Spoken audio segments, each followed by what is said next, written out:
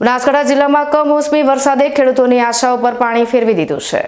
અમીરગઢ તાલુકાના ઇકબાલગઢ ગામમાં મધરાત્રે કરા સાથે પડેલા વરસાદે શક્કરટેટીના પાકને વ્યાપક નુકસાન પહોંચાડ્યું છે। સ્થાનિક ખેડૂતોએ જણાવ્યું કે તેમણે 18 વીઘામાં શક્કરટેટીનું વાવેતર કર્યું હતું। આ પાકમાં પહેલેથી જ ઠંડીના કારણે માત્ર 25% જેટલો જ માલ લાગ્યો હતો। હવે કમોસમી વરસાદના કારણે બચેલો પાક પણ નષ્ટ થઈ ગયો છે। વરસાદના કારણે શક્કરટેટી કોહવાઈ જવાનું જોખમ ઊભું થયું છે।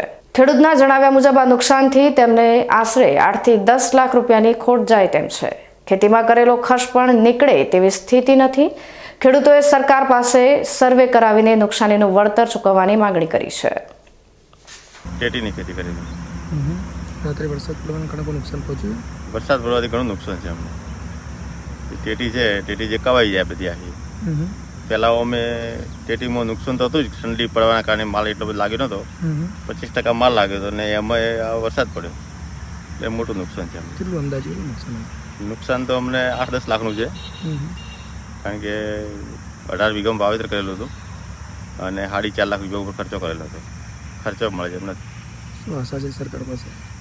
સરકાર એમ કે જે સહાય હાલે એ થોડા ઘણી આશા રાખીએ સરકાર પાસે। બીજું